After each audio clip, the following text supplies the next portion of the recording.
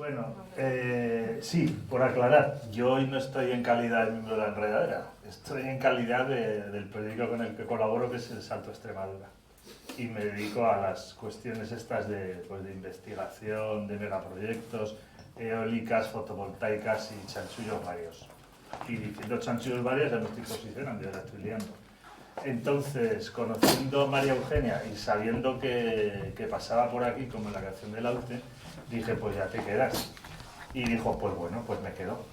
Como no habéis dicho nada, ya sé que se me oye bien. Entonces ya no pregunto, ¿se me oye? ¿Se me oye? Que es una constante en todas las... Entonces el título de esto era ¿Europa empieza en los Pirineos? ¿O no?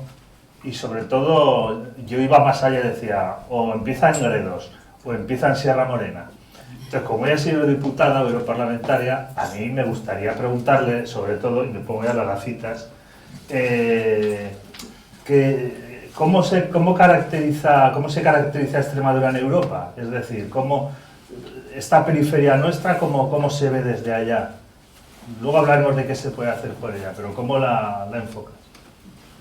Bueno, primero, muchísimas gracias. Yo aquí estoy muy cómoda en La Enredadera, un sitio que me gusta mucho. Cada vez que he venido a Mérida he pasado por aquí, a veces a actuar y otras veces pues a beberme una cerveza o a escuchar, ¿no? Así que un gusto y también un gusto compartir con Manuel, que, bueno, con el que tengo ya una amistad.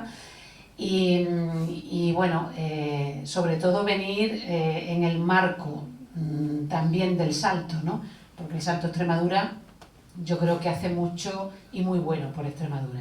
Ahora mismo pues yo creo que es el único medio que saca a la luz pues cosas que hay que sacar y que tiene unas posiciones críticas y valientes, ¿no?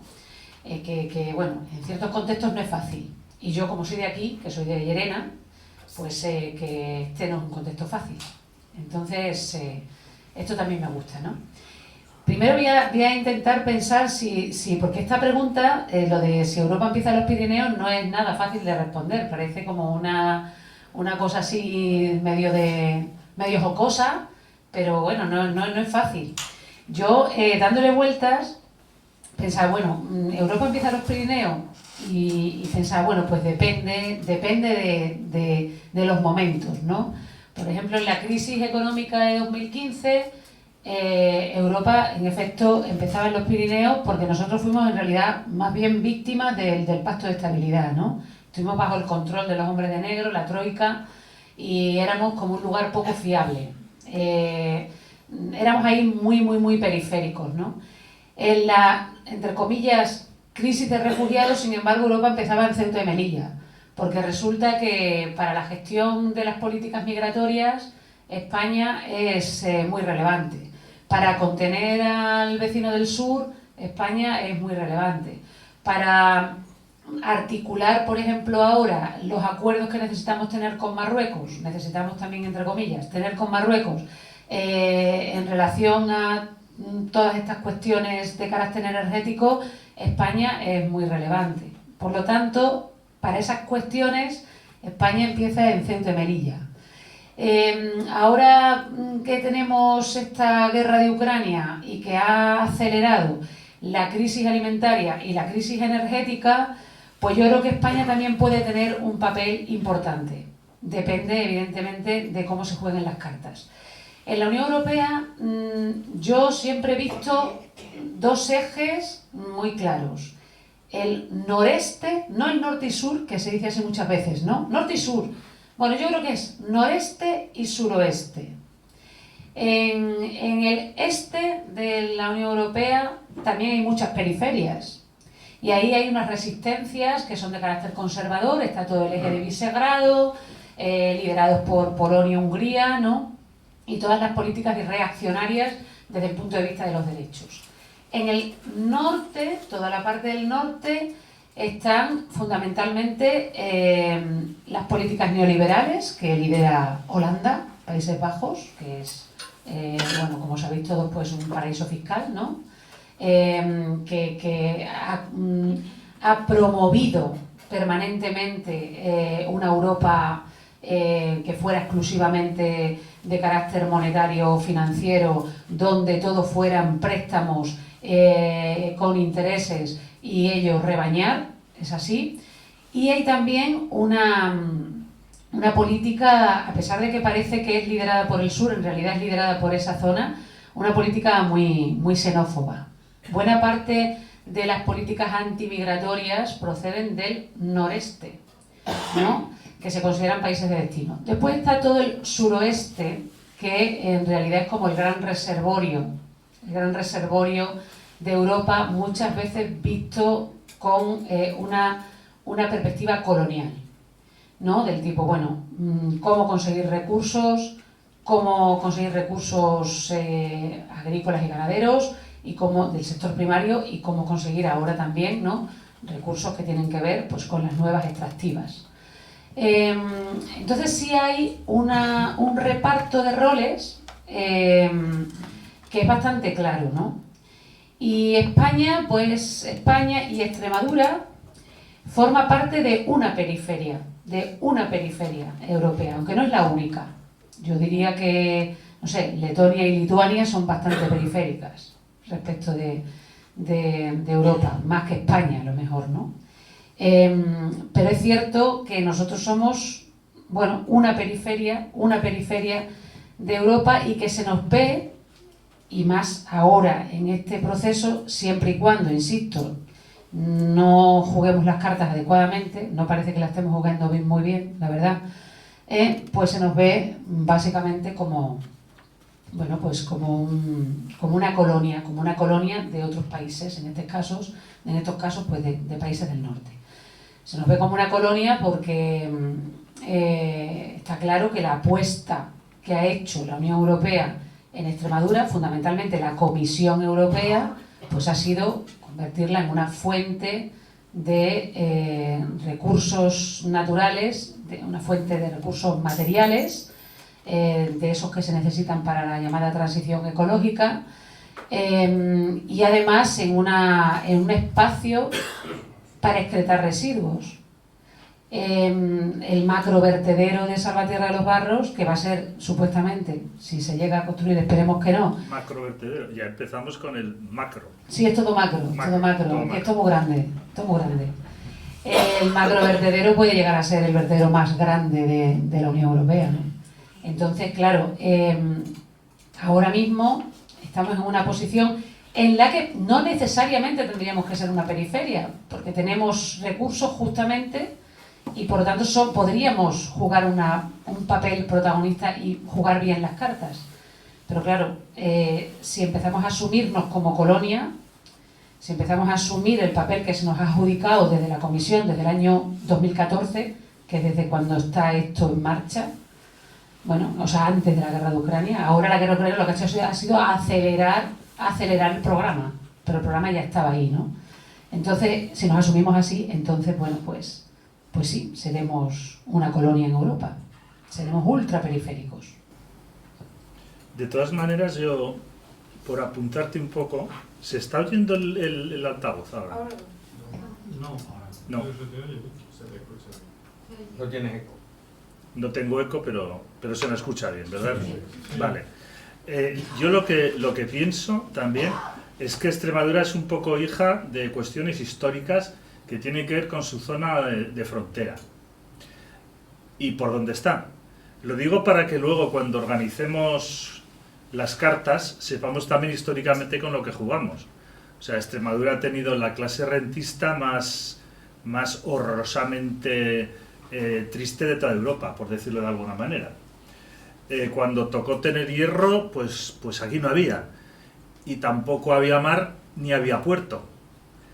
Entonces, claro, es que Extremadura ha estado en la periferia, ha sido frontera mucho tiempo, frontera frente a la pérfida Albión, nada menos, porque Portugal se consideraba como un aliado, el mejor aliado de Portugal, ¿no? Entonces yo creo que es hija también de esa condición. Y eso importa a la hora de hacer la consideración en la propia península ibérica, la consideración que se hace de Extremadura, aquí en el Estado español, también es periférica. O sea, somos colonia casi dentro de una colonia. Y en cuanto a lo de Colonia, circula por ahí un meme estos días que dice: si exportas 4 veces más energía de la que tienes y eres la región más pobre de tu país, eres una colonia y no te has enterado. Entonces yo creo que es tal cual. En cualquier caso, ¿qué se puede hacer desde Europa para favorecer, desde Europa institución, por decirlo de alguna manera, para favorecer el hecho de que dejemos de ser una colonia? A ver, poder se pueden hacer muchas cosas. Es decir, que nosotras en el Parlamento trabajamos expedientes que podrían ser muy favorables a, entre comillas, el desarrollo, en el buen sentido, de Extremadura y de toda esta zona, ¿no?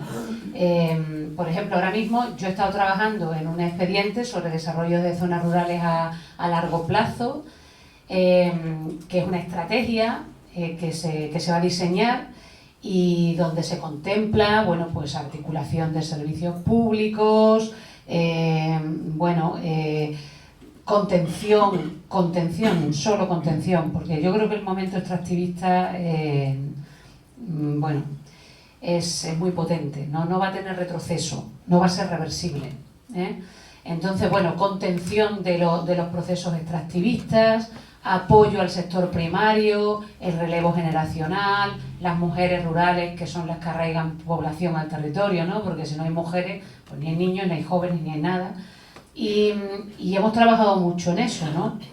Por ejemplo, otra cosa positiva, lo digo por no ver todo negativo, ¿no? O sea, no siempre es positivo, todo es negativo. El que decía eso, no me acuerdo ni quién era. El futbolista este, ¿no? ¿Cómo era? Sí. Este señor. Bueno, es que me ha sonado ahora de repente eso. Bueno, pues por ejemplo, ¿no? El Pacto Verde. El Pacto Verde, que abordamos con gran entusiasmo, generó 2 estrategias, la estrategia de la granja a la mesa y la estrategia de la biodiversidad. Yo trabajé en la estrategia de la granja a la mesa y bueno, a mí me pareció una estrategia estupenda. 25% de las tierras de la Unión Europea tendrían que ser destinadas a la agricultura ecológica, reducción de pesticidas, reducción de fertilizantes químicos, reducción de desperdicios, reducción de antibióticos para el ganado, etiquetado para que se vieran en los productos la trazabilidad, en fin, estímulo de las cadenas cortas de comercialización, cosas que, bueno, pensabas que habrían ahí una esperanza, ¿no? Incluso, por ejemplo, el llamado Fit for 55, el paquete que se generó a partir de ese Pacto Verde y los acuerdos de París, que se orientó pues a modificar directivas de energías renovables, eficiencia energética, en fin. Bueno, a mí me generó pues una actitud muy optimista, muy positiva, ¿no? Por ejemplo, también hemos trabajado mucho y ahí seguimos trabajando para fortalecer el pilar social europeo. Fijaos que cuando yo, por ejemplo, llegué, que yo soy una novata total en esto, porque yo no soy una política, vamos, soy profesora universitaria y estoy ahí un poco coyunturalmente, no un poco, no, totalmente coyunturalmente, porque bueno, yo estoy ahí desde 2019, pero yo llegué, vamos, yo no he sido nunca eurófoba, pero bueno, sí, tenía una posición frente a Europa con gran desconfianza, porque bueno, veníamos de la crisis. Y cuando empecé a trabajar ahí, sobre todo después de la pandemia, cuando empezamos a trabajar en el pilar social, digo, bueno, mira, a lo mejor aquí hay algo interesante que se puede hacer. Estamos trabajando en la Directiva de Transparencia Salarial para acabar con la brecha salarial de género, la Directiva de Salarios Mínimos, que ha afectado muchísimo a las mujeres, la Directiva de Economía de Plataforma, que es una especie de traslación de la ley Rider al ámbito europeo. En el espacio, por ejemplo, de las mujeres, que yo soy vicepresidenta primera de la Comisión de Mujeres, se ha avanzado también mucho, ¿no? Se ha hecho una estrategia europea de cuidados, en la que yo también he trabajado, para cuidados de larga duración e infancia. Estamos trabajando en la Directiva de Violencia contra las Mujeres, que va a ser muy limitada, no vamos a echar campanas al vuelo, va a ser muy limitada, porque tiene una base legal que no daba más. Esto no me voy a enrollar con eso porque no es el tema, pero bueno, que va a estar ahí y que para muchos estados, para nosotros no va a ser una revolución, pero para muchos estados de la Unión Europea sí, porque hay solamente 2 estados en la Unión Europea con una ley de violencia de género, uno es España y otro es Suecia. El resto, 10, hablan solo de violencia doméstica y el resto subsume la violencia contra las mujeres en tipos penales convencionales. Entonces, para muchos de esos sí va a ser una revolución. Estamos reformando la directiva de trata, en fin. Ahora parece que se va a ratificar el Convenio de Estambul, que es súper paradójico porque lo va a ratificar la presidencia sueca. Fíjate si son listos. La presidencia sueca, que está condicionada por la extrema derecha, que la extrema derecha está ahí en el gobierno, y que como ellos lo que son fundamentalmente es neoliberales, lo que les interesa fundamentalmente es desmontar todo el pilar social, pues el tema de las mujeres, o sea, pues tira, ¿no? Todo lo que sea luchar contra la violencia contra las mujeres le parece bien. Y llevamos un montón de años pidiendo la ratificación del Convenio de Estambul en la Unión Europea y ahora ellos se van a hacer un lavado de cara fantástico y seguramente van a ratificar ellos, ¿no? Quiero decir que se pueden hacer muchas cosas positivas. ¿Qué ha sucedido? Pues que es que la guerra de Ucrania ha servido para despertar todos los fantasmas que estaban ahí agazapados esperando su oportunidad. Esa es la realidad. Entonces ha habido una marcha atrás absolutamente impresionante, digo, por la celeridad con la que se ha puesto en marcha, pues del Pacto Verde, por ejemplo. Toda la cuestión de la soberanía alimentaria que habíamos avanzado está prácticamente desmontada. La estrategia de la granja a la mesa que acabo de escribir, suspendida temporalmente. El Pacto Verde, suspendido temporalmente. Empieza como esta especie de histerismo con no faltan alimentos, no falta energía, no faltan alimentos, no falta energía. Hay que producir, hay que producir, hay que producir. Cuando sabemos perfectamente que nosotros producimos alimentos de sobra para alimentarnos nosotros. Lo que no producimos alimentos de sobra es para seguir con los tratados de libre comercio, de exportación e importación en según qué condiciones, claro. Para seguir alimentando al agronegocio y a los multinacionales. Para eso no.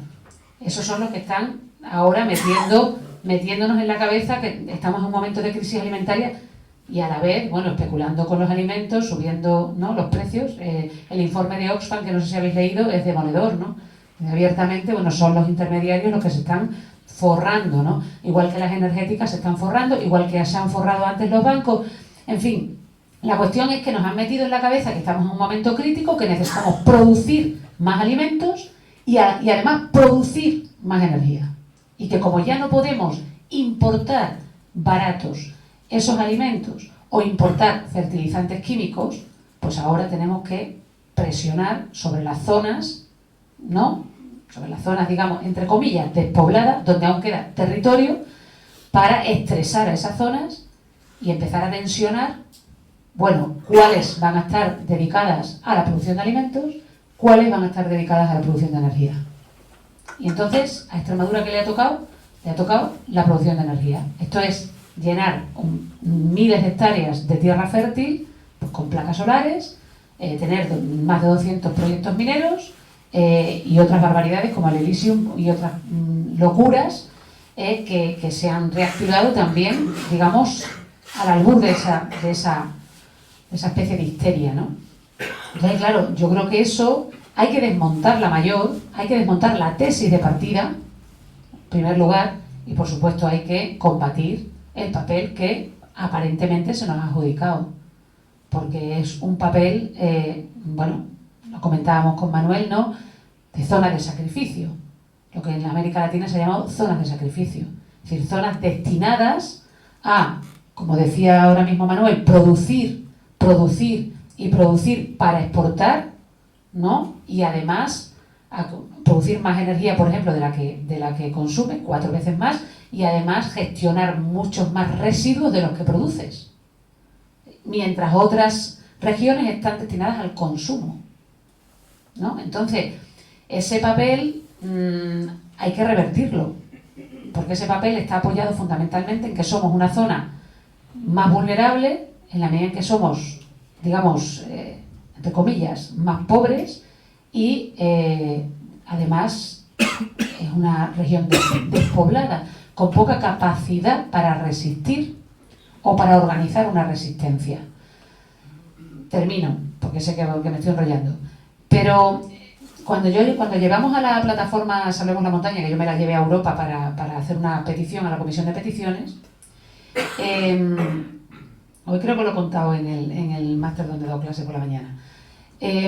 Una cosa que a mí me llama mucho la atención, pues allí vas y presentas tu queja X, tu situación, y te escucha la comisión y te escuchan los eurodiputados y cada uno te da su visión y tal. Y la comisión manda siempre un técnico que siempre es un técnico genuino y que te dice las cosas de manera clarísima. Lo que le dijo el técnico a la plataforma fue muy clara. Esa mina se va a abrir porque hay 4 proyectos mineros sobre litio, desde el 2014 fichados, y uno de ellos es ese. Hay solamente 2 razones por las que la comisión se pararía. Una es porque lo prohibiera la normativa, porque evidentemente no vamos a actuar contra la normativa, ya tenemos una normativa favorable, con lo que ya primer obstáculo eliminado, ¿no? O hubiera una resistencia social, porque en un conflicto no nos vamos a meter. Como la normativa va a ser favorable, lo que les recomiendo a ustedes es que resistan. O sea, como diciendo, si ustedes no se organizan para resistir, dense por jodidos, vamos. O sea, esto lo dijo, hombre, de una manera mucho más sofisticada, pero vamos, la entendimos perfectamente, ¿no? Pues eso es lo que hay. Bueno, yo voy a probar con este, con vuestro permiso, es un instante. No, que va. Sí, pero la grabación es mejor que esté uniforme. Perdón. Esto va a funcionar. Sí. Pues hoy estamos de que no. Ya está. Coge el mío. Que no, que ahí vamos, no te preocupes. Si aquí la invitada sobre todo eres tú. Bueno, yo lo que pienso, lo que me gustaría preguntarte es cómo funcionan los lobbies en Europa a nivel institucional. Porque aquí ya lo estamos viendo cómo funcionan. Es decir, aquí Extremadura, por ejemplo, el lobby energético, ¿cómo se la tiene repartida? Pues Iberdrola controla Cáceres, Endesa Badajoz, pero de una manera así que parece de broma, y todo es a lo grande.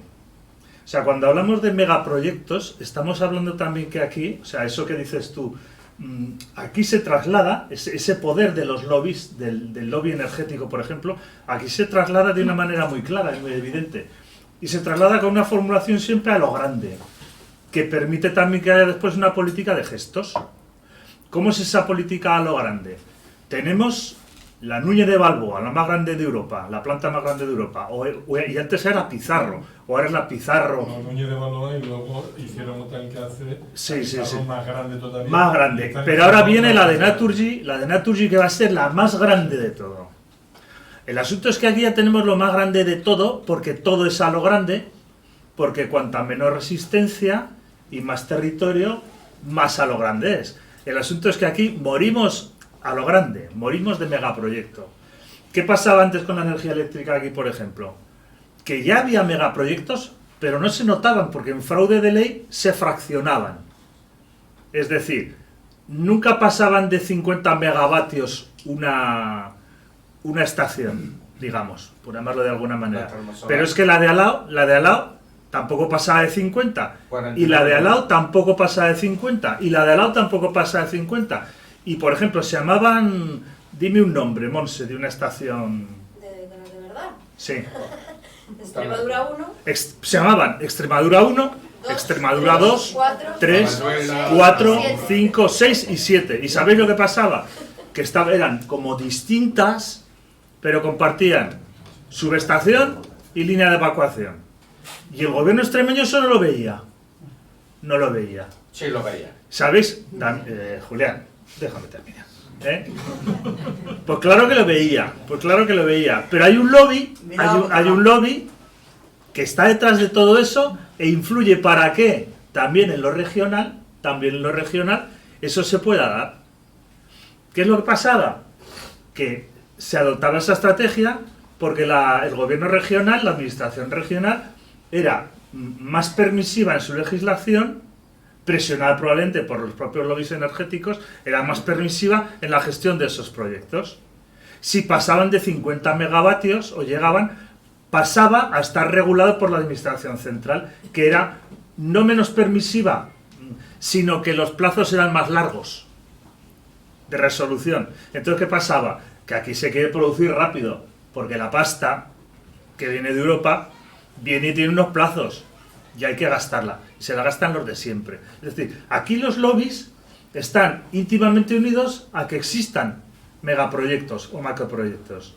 Entonces, no se puede hablar, creo yo, de extractivismo, macroproyectos o megaproyectos, minería y fotovoltaicas, no. Todo forma parte de un uno. Ahora, yo he dado la visión extremeña del asunto, bueno, extremaña, porque es que en realidad yo no soy extremeño, ¿eh? Bueno, aunque si donde uno se gana la vida es de donde es, yo soy de aquí, ¿eh? Yo soy de aquí, pero yo no nací aquí, no nací aquí. Bien, entonces a mí ahora me gustaría saber si en Europa existen lobbies trabajando. Yo sé que existen, es una pregunta que es una mentira, no es una pregunta, es una afirmación y quiero tu posición con ella. Pero yo quiero saber, y supongo que a todos nos interesa, ¿cómo funcionan esas oficinas de lobbies en Europa? Bueno, pues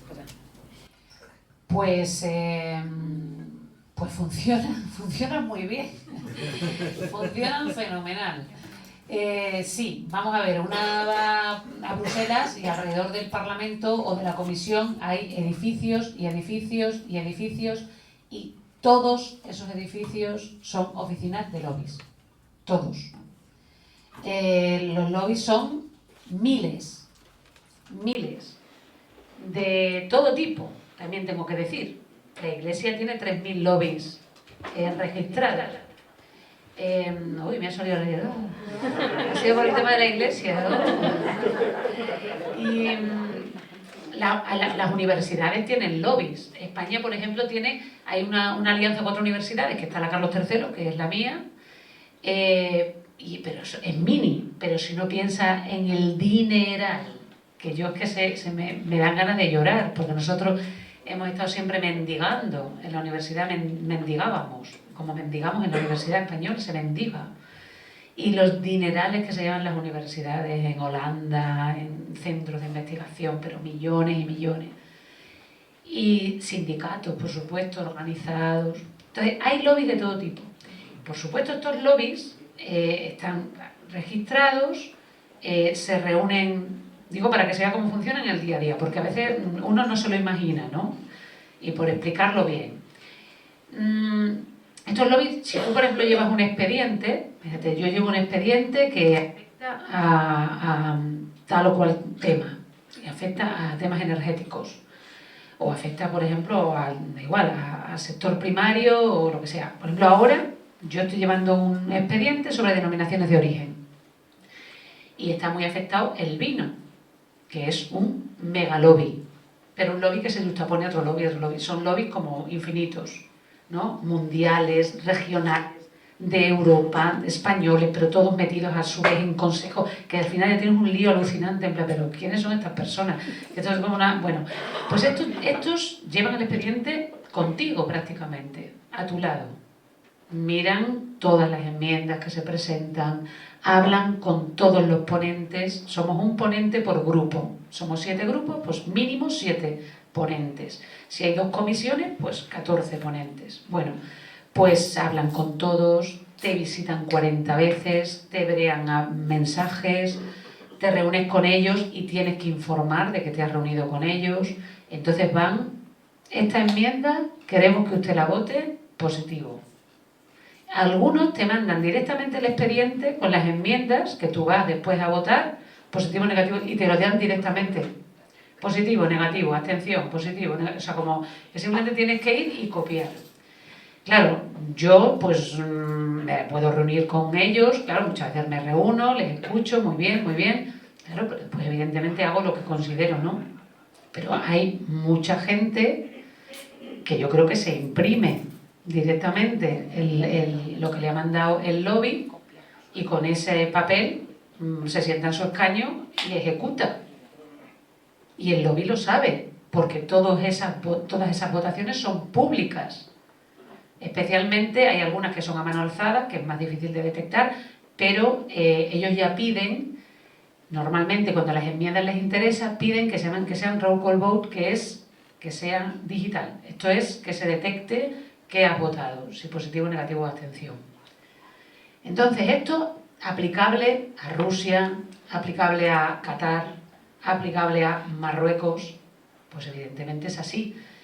¿Qué ha pasado, por ejemplo? Tú hablabas de las energéticas, pero yo te digo que esto es así. ¿Qué ha pasado, por ejemplo, con Marruecos, la última resolución? Donde hemos hecho una resolución para denunciar violaciones de derechos humanos en Marruecos. Pues que evidentemente ellos han hecho una llamada y han dicho, como ustedes voten a favor de esta resolución, se acabó la cumbre, se acabó el acuerdo, se acabó. Porque van al detalle, están metidos absolutamente en todo, digamos, el riego sanguíneo del Parlamento y sobre todo de la Comisión y sobre todo del Consejo, porque dentro de las tres instituciones la que tiene menos poder es la del Parlamento. Pero en la Comisión manda mucho, la Comisión es como el gobierno, como si fuera la presidenta del gobierno Ursula von der Leyen y los comisarios son los ministros y los ministros tienen un montón de gente trabajando para ellos y ahí sí hay una presencia permanente de los lobbies. Evidentemente, si yo hablo, ahora mismo por ejemplo, estamos trabajando en la Directiva de Economía de Plataforma. Aquí, para sacar la ley Rider, ha habido una presión indescriptible de delivery, ¿no? De globo, me voy, no me voy, tal. No puedes imaginar la presión que hay ahora mismo a nivel europeo para que no salga adelante esa directiva, que lo único que dice es que la gente que trabaja ahí tiene que ser considerada trabajador por cuenta ajena. Ahora ya no se lucha por los derechos laborales, se lucha por ser considerado un trabajador. O sea, ese nivel. Entonces, en el ámbito energético, en la situación en la que estamos, y habiendo asumido el relato de la emergencia climática más la crisis energética, todas esas etiquetas, los lobbies campan a sus anchas, pero a sus anchas. Y hay cantidad de gente dispuesta, por convicción algunos, y otros por interés, pues a, digamos, someterse a las directrices de estos lobbies. Y eso es así, a pesar de que esos lobbies están registrados, de que cuando te reúnes con ellos tienes que, digamos, informar, que hay supuestamente una transparencia, se ha visto con Qatar, que todo eso no funciona. Lo que se ha pedido con Qatar, ¿qué es? Más transparencia, una comisión de investigación, que se haga seguimiento, porque claro, se estaban recibiendo maletines de cientos de millones de euros. O sea, que es una cosa bastante burda. O sea, que ni siquiera es, bueno, te voy a meter en mi consejo de administración, esto es una puerta giratoria. No, no. Maletín al saco. O sea, un tipo corriendo, saliendo de una habitación de un hotel con maletines. Que es una cosa como de película de Fernando Esteso. Bueno, pues es eso. Entonces, fíjate, o sea, ¿qué nivel de control? Hombre, pues sí hay mecanismos de control, pero no son suficientes. Luego me gustaría también que habláramos, bueno, hablando de un lobby que se nos pasa, un lobby que no existe pero que existe, el sector del automóvil. Se condiciona dramáticamente la situación en Extremadura, por ejemplo. No se puede separar la situación, la presión del lobby del automóvil con la minería, por ejemplo, de litio. O sea, el lobby del automóvil no puede parar. No puede parar. España, por ejemplo, es el segundo productor europeo en el sector del automóvil. Pero esa industria es una industria motor que llaman y no puede parar. Si no puede parar y se quiere descarbonizar, significa que tiene que salir por algún lado. ¿Por dónde sale? Por el coche eléctrico. ¿Qué pasa con el coche eléctrico? Que necesita baterías. ¿Qué necesitan las baterías? Las de ahora, litio. Las de mañana ya veremos. Hombre, hubo unos en Murcia que decían que las iban a hacer con grafeno. Otro megaproyecto. Iban a no sé cuánto iban a facturar, una barbaridad. Eso no salió ni una de aquellas baterías. ¿Sabéis dónde está uno de aquellos, de Murcia? Haciéndose fotografía con nuestro presidente, porque es de los que gestionan un proyecto aquí. La empresa se llama Grafenano. que venía de Murcia. Y ahora están aquí, porque esto es la tierra prometida. Esto es la tierra prometida. Si tú vienes con un proyecto gordo en la cartera, aquí te escuchan. La cartera tiene que venir con un proyecto gordo y con dinero. No digo que se compren voluntades, digo que se pagan gestos. ¿Gestos de qué tipo? Gestos de hacerte la foto. 1000 puestos de trabajo no sé dónde. 1000 puestos de trabajo aquí. 1000 allá. Cuando no hay nada de todo eso. Pues fijaros, la industria del automóvil condiciona todo esto. Y luego, claro, viene la guerra y viene la excusa perfecta. Es la tormenta perfecta. Porque ahora cambian muchas cosas, es cierto, como cambió la pandemia, entonces hay que meter mucha prisa. Hay que meter mucha prisa. No puede ser que China tenga todo el litio del mundo. Y se inventan megatrolas. Por ejemplo, Megatrola, la empresa más grande de litio, o sea, perdón, la mina más grande de litio está en Valdeflores, en Cáceres. ¿Y eso quién lo dice? Porque si tú coges y te vas a Google y preguntas, empresa, o sea, el yacimiento más grande de litio de Europa, y te sale uno que está en Italia, que es Emily, que se llama, no, en Francia, perdón, que está en Francia, en el macizo central. En algunos estos te dicen que es ese. Otros te dicen, no, está en Eslovaquia. Otros te dicen, es el proyecto, no me acuerdo cómo se llama, es un proyecto alemán, que lo tengo por aquí, que tiene nombres que a mí siempre me sale Volvo, pero no es Volvo, es de otra manera. No me acuerdo cómo se llama, pero te sale el alemán, ¿vale? Entonces, claro, son, pues, a lo grande todo, tiene que ser a lo grande, porque eso vende, ¿Veis que aquí estamos mezclando Europa y lo que nos asola, que es una concepción de la política, de gestos, de todo a lo grande, la más grande de las urbanizaciones, la más grande de no sé qué, son cosas que no se sostienen luego en el terreno de lo real. Los números no lo sostienen. Y no lo sostienen hasta el punto de que efectivamente en Cáceres nadie puede certificar que haya lo que dicen que hay. Igual que en el sur de Badajoz. En el sur de Badajoz, por ejemplo, hablan de la mina de Alconchel. La mina de Alconchel no es una, son varias, en realidad. ¿Vale? Gato Montés, tienen distintas denominaciones. Pero en realidad son una, que es el gran proyecto Ossa Morena. Ese gran proyecto Ossa Morena no existe, tú lo buscas. Ossa Morena no existe, pero existe porque es una sucesión de minas. Estas no van a ser de litio, son de otros metales, en concreto la de Alconchel es de oro, fijaros, de oro. Y ahí están funcionando, o sea, y ahí está todo aquello en marcha. ¿Veis? Otro gran proyecto, todo condicionado por necesidades ajenas. Y yo no digo que si aquí hay mucha energía no se saque, por supuesto, pero digo que algo habrá que sacar de tenerla. ¿No? Algo habrá que sacar de tenerla. Bien, pues así es como funcionamos. Y ahora a mí la pregunta que me surge es, si tú crees que aquí una administración regional con este nivel de, vamos, si digo connivencia no sé si es punible, con este nivel de tolerancia con este tipo de proyectos, ¿qué opinión te merece este tipo de administración? O sea, luego digo la mía, ¿vale? Y la diré sin cortarme, porque total no tengo nada que perder a estas alturas. Pero ¿tú qué opinas de esta administración regional y cómo se comporta con estas cosas? Bueno, yo creo que están completamente fuera de tiempo. O sea, para empezar, están instalados en un modelo político y económico completamente desfasado, obsoleto. Esa es la verdad. Más allá después de las buenas o malas intenciones, que sobre eso también puedo decir algo, pero lo primero que diría es que están instalados en un modelo crecentista, que ya ha sido cuestionadísimo, por supuesto académicamente hace mucho tiempo, por los movimientos sociales y demás, pero también incluso por la teoría económica más básica. Es decir, si hoy la sostenibilidad se ha incorporado a los procesos económicos, es porque es rentable. Es que es rentable. Entonces, las visiones estas megalómanas, de inversiones mastodónticas, orientadas a una especie como de utopía crecentista.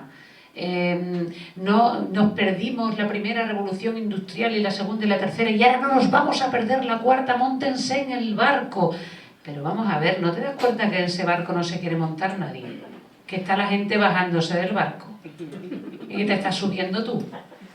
Es que no sé, es que es una cosa que está completamente fuera del momento. El momento ahora mismo triunfador o el momento victorioso es precisamente el de estar en la zona verde del mundo, el de estar en la producción alimentaria sostenible, el de incorporar prácticas agroambientales, el de articular una forma, entre comillas, de turismo sostenible. Eso es lo que vende. Eso es lo que envidian en Europa cuando miran Extremadura y ven poca población, grandes extensiones de terreno de esas. Eso es lo que admiran. Entonces, querer convertirse en África subsahariana o en una república bananera, y no lo quiero decir, digamos, en contra de las repúblicas bananeras, que también tiene su punto, pero bueno, querer convertirse en eso yo lo veo fuera de foco. Y después, evidentemente, claro, respecto de Valdecañas, por ejemplo, todo ese intento, digamos, permanente de reformular la norma, no aplicar la sentencia, volver a reformular la norma, se llama prevaricación. Y es un delito. O sea, sin más. Esto, o sea, que hay límites, incluso en este mundo hay límites. Entonces esta idea, ¿no? Y después una visión del poder, bueno, muy...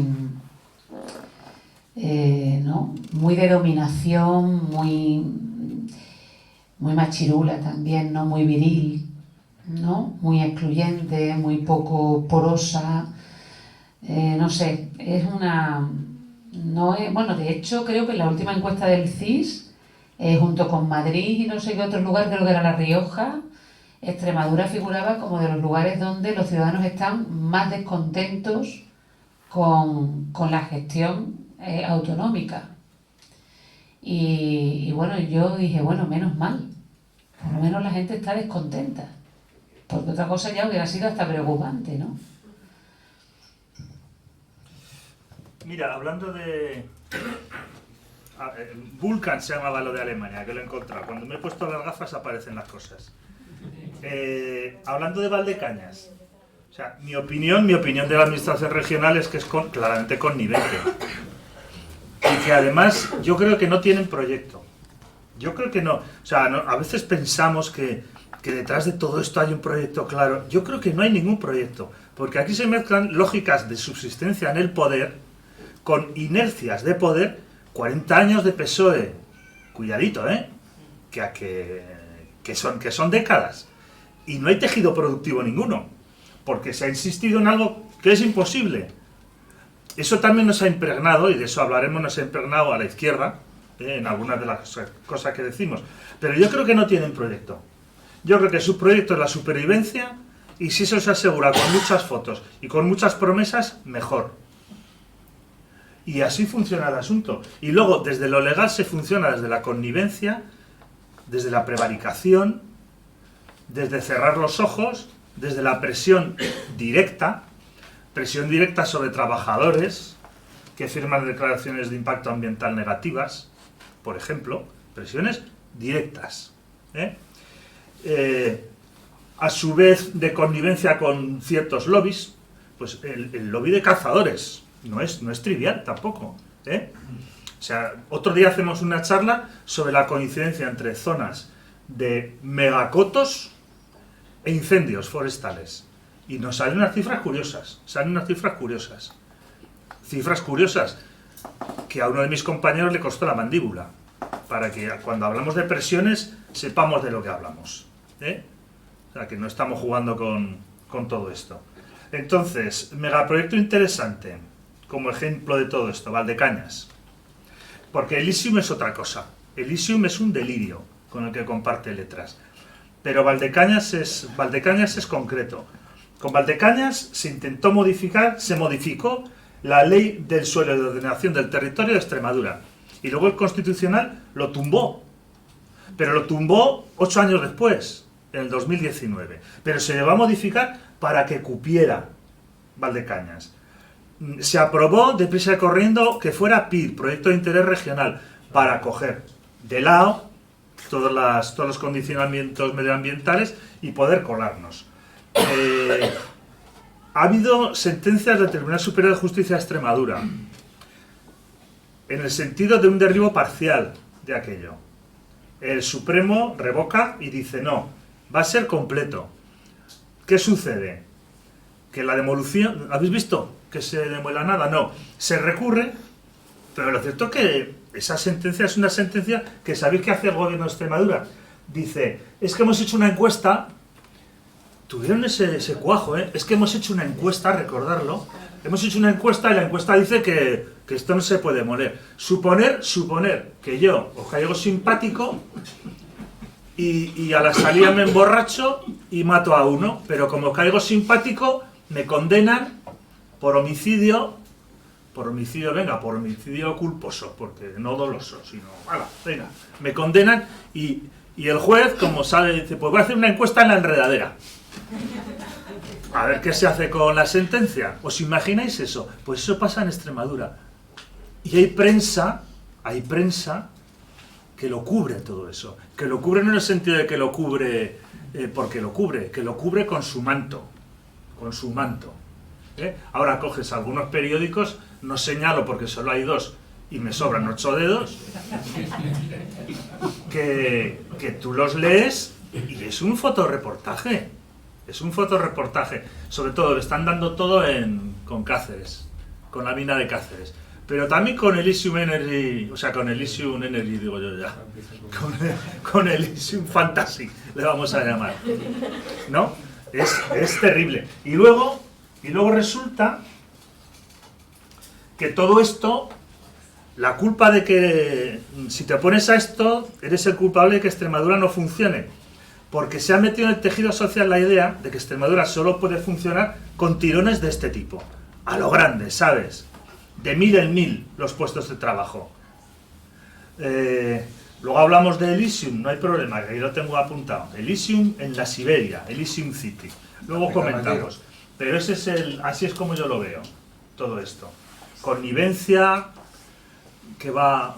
Es que me da... Igual hay cosas que no tengo que decir, pero ¿qué hace un secretario de presidencia reuniéndose con un empresario? Que yo me pregunto. O sea, ¿qué es un secretario de presidencia? ¿Qué hace reuniéndose con empresarios un secretario de presidencia? No sé. Igual es que es un mandado. ¿De quién?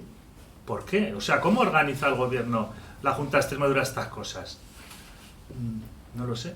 Y luego se organiza este neolenguaje, ¿sabéis? De transición. O sea, aquí en Extremadura, que su valor es lo verde que tú dices, aunque podríamos hablar mucho del valor verde de Extremadura, no tiene consejería en medio ambiente. De transición ecológica y sostenibilidad. Y hay otra consejería que tiene entre sus cosas economía digital. Economía digital. El consejero vive aquí al lado. Aquí al lado, el España. Que fue aquí, es de los jefecicos aquí en Mérida. Entonces, de economía digital. ¿Y qué es la economía digital? Yo le pago una pierna de cordero a quien me la explique y me la argumente. Economía digital. Porque los dígitos con lo que se cuenta el dinero, con los dedos, ¿qué es economía digital? O sea, este neolenguaje que todo lo envuelve. Y ya os digo yo, vamos, es que yo flipo, podría estar horas y no es el caso porque tenemos poco tiempo. Pero me río mucho con todas estas cosas. Luego, ya hemos hablado de la administración y hemos hablado de lo verde y de lo tal. ¿Qué valor real tienen ahora palabras como verde, circular, descarbonización, economía digital? Y hay una que me fascina, cadena de valor. ¿Alguien había oído hasta hace 3 años hablar de cadena de valor? Pues ahora hay que tirar de la cadena de valor para hacer política. Y yo que creo que se nos están riendo, que al final aquí hay lucha de clases y cosas de esas, ya me he antiguado, ¿eh? ¿Y usted qué opina, eurodiputada? Bueno, pues evidentemente es un neolenguaje que oculta cosas. Ya se usaban algunas de estas expresiones hace unas décadas, cuando se hablaba de capitalismo verde, ¿no? Que es el que ha orientado fundamentalmente a privatizar los recursos, ponerles un precio y después vendernos que eso es lo que hay que hacer para contener el consumo y por tanto ralentizar su desaparición o contener su escasez, ¿no? Cuando sabemos que eso no es así y no funciona así, aparte de que el precio nunca indica únicamente la escasez de un recurso. Pero bueno, el capitalismo verde era eso, y ya usaba esta. Ahora puedo añadirte algunas. Por ejemplo, en la taxonomía hemos determinado que la energía nuclear y el gas licuado son verdes. Se habla de minerales sostenibles. Se habla de club de productos básicos críticos, que es como WOTS. Y se habla de todo esto, es decir, que se usa permanentemente ese lenguaje, evidentemente para ocultar pues que lo que se está haciendo es cabildear, como siempre, con los recursos, ¿no? Es así, es un greenwashing permanente, ¿no? Has dicho greenwashing, ¿eh? Tú lo has Exacto, dicho. greenwashing. Nuevo, término nuevo. Greenwashing.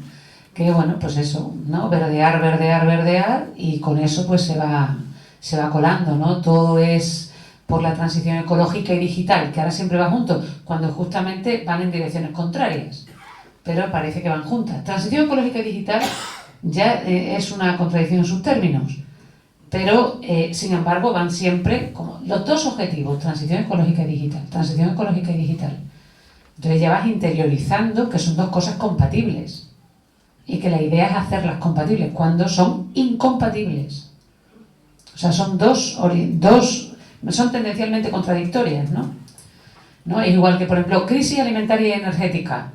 Y tú dices, bueno, la tierra es una, ¿no? O el agua es para las minas o el agua es para las encinas, ¿no? Pero las dos cosas llegará un momento en el que no se puedan, ¿no? No se puede alcanzar la soberanía alimentaria y la autonomía estratégica. Esto también se dice mucho. Soberanía alimentaria y autonomía estratégica. Y multipolaridad. En este escenario de multipolaridad... Sí. Sí. Que es cuando menos multipolar es. Claro, multipolaridad. Es unipolar. Pero bueno, que esto de soberanía alimentaria y autonomía estratégica, pues es un poco lo mismo.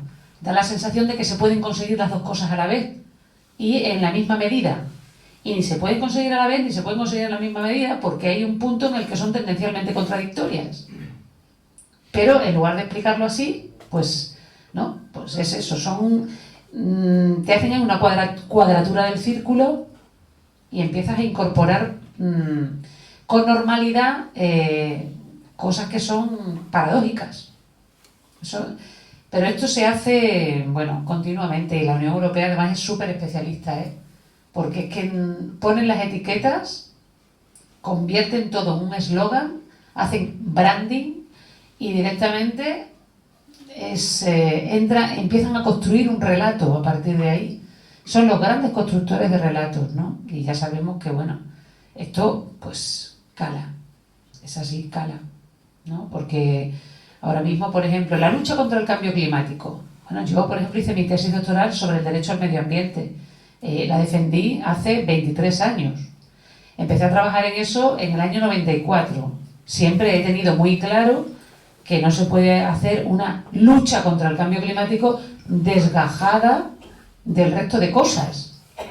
Es evidente que la lucha contra las emisiones no, es un aspecto del cambio climático, un aspecto de la lucha contra el cambio climático que puede ser hasta, por decir, lo voy a decir entre comillas, lo menos lesivo Pero es que lo que hay que hacer es abordar, ¿no?, el modelo. Las minas no son formas de luchar contra el cambio climático. De hecho, provocan el 23% de las emisiones del mundo. Las minas. Hombre, si son subterráneas como la de Cáceres. Hombre, ahí no, No, porque eso cuando es se- otra cosa. Eso cuando- ya... Cuando en Valdeflores saquen la tierra para hacerla subterránea, desaparece. No hay montoneras, no hay nada. El litio sale puro además, ¿eh? El hidróxido de litio sale puro si la hace subterránea. Pero hablando de términos, anteayer leí uno súper gracioso, que era agricultura digital. Y dije, esto es como el Candy Crush o algo así, ¿no? Digital. Estaremos sembrando, pues no, le llaman agricultura digital y se quedan tan panchos. Cuando aquí el modelo agrícola es de agroindustria. O sea, porque claro que esto es Claro que Extremadura tiene mucho alimento, pero ¿cómo lo tiene organizado? Con agroindustria. Cuando a mí me preguntaban, es que en Extremadura no hay currelas, o sea, es que es todo distinto. Digo, claro que hay currelas en el campo. En el campo, aquí no todo el mundo es propietario. Y la agroindustria es la que proporciona ese empleo. O sea, un campo tratado como si fuera una enorme fábrica, con fitosanitarios, grandes extensiones y controlado, no evidentemente por los propietarios, que luego son los que ponen el tractor para hacer la tractorada, sino por los que les compran el producto. Cuidado. Y dentro de eso entra otra megatontada, los regadíos. Yo vengo de un sitio, yo soy aragonés, aunque he vivido 20 años de mi vida en Euskadi, y por tanto ya no sé ni de dónde soy, yo soy aragonés. Y durante mucho tiempo, Aragón iba a ser como Holanda, porque si iba a hacer un regadío que lo iba a llenar todo. Y yo decía, ¿y por qué va a ser como Holanda? Dice, joder, si tiene el mismo tamaño. Claro, entonces el mito del regadío, pero es que el regadío no funciona cuando funciona y donde hay agua suficiente. Y es que en Extremadura no hay agua suficiente. Pues bien, te montan el plan de regadíos de Tierra de Barros, gigantesco. ¿Y de dónde va a salir el agua? ¿Que va a ir el consejero? Que no hay de medio ambiente, hacer pozos, hacer sondeos. Si es que no se puede, pero veis, a lo grande. No sé cuántas hectáreas vamos a poner de regadío. No. Vas a coger la poca agua que queda y ya veremos qué pasa con el resto. Como se han quedado cientos de familias, por ejemplo, en Extremadura, que se han quedado así con la producción de arroz. Es que el arroz extremeño es buenísimo. Claro, gastando agua por un tubo, agua que no tenemos. Y de pronto cientos de familias, cuando ya no hay agua, se acabó el sector del arroz en Extremadura. ¿Y ahora qué hacemos? Pero de todos modos, yo creo que a mí el concepto que últimamente me tiene fascinado y el que más problemas me está trayendo y más alegrías por otra parte, pues sobre todo por a quién se los genero, a mí el concepto que me gusta es el de Smart City. El de Smart City me fascina. Entonces, sí, porque es que Elysium City es una Smart City. Entonces yo cuando me puse a escribir de esto, María Eugenia, no te rías que me da la risa a mí. Cuando empecé a estudiar todo esto, cuando ya dejé de meterme en lío con el litio, cuando ya el litio dije, yo creo que hay que llegar al límite ya, y si por esto no aparezco en el fondo del Guadiana, vamos a buscar otra cosa. Y sí, porque con el litio, a los del Salto nos llamaron del Spiegel, de la radio pública alemana, de aquí no nos llama ni el tato, pero de fuera sí. Yo tenía en casa corresponsales, vienen de Alemania y dicen, oye, esto que escribes del litio, no sé qué, ¿y por qué no sale en otros sitios? Digo, pues no lo sé, preguntan los otros sitios, porque es que es de cajón. Solo hay que hablar con la gente que está sobre el territorio y te lo cuenta, que es de cajón. Que una mina en una ciudad que es patrimonio de la humanidad, o sea, como es Cáceres. Pero bueno, lo que íbamos, la Smart City. Yo oigo Smart City y yo soy un hombre de una cultura poco vasta, entonces acudo primero a Wikipedia. Y veo Smart City, dice, concepto todavía por definir, con distintas acepciones, digo, ya está. Ya nos la han liado. Y miro en Elysium City, concepto de Smart City que se va a crear en Extremadura, o sea, Elysium pasó de ser un Eurovegas a una Smart City. Fijaros, en el transcurso del tiempo, el neolenguaje se adapta, y entonces yo cojo y me pongo a mirar registro y catastro. Y me encuentro que lo que hay en Elysium City son una recalificación de 1.235 hectáreas, de las que 800 van a suelo urbanizable. Y yo digo, a ver si va a estar aquí el asunto de la Smart City. A ver si lo que va a haber aquí es un negocio de compra de tierras y luego venta para uso urbanizable que te da dinero. Y digo, a ver quién ha montado esto. Y busco el empresario que está detrás, la empresa que está detrás. Y anda, pues si es una empresa que debe 2 millones a Hacienda. Pero en la lista de los morosos sale, 2 millones. 1.900.000 no sé cuánto mil. Llegó a tener 2,7 de deuda reconocida en Hacienda. Y un capital social de 2 millones de euros. Digo, hombre, si le apretamos, este lo paga. La empresa se llama Nuchera y Nuchera, de Francisco Nuchera, que llamó a la redacción del Salto el otro día preguntando quién era yo. O sea, cuando hablamos de las presiones, vienen de muchas maneras. Bueno, y tengo su teléfono personal. Igual llamo y todo, a ver qué me cuentan, porque me dijeron, no sé, una declaración, digo, pero si esto está en el registro catastral, todo lo que estoy diciendo.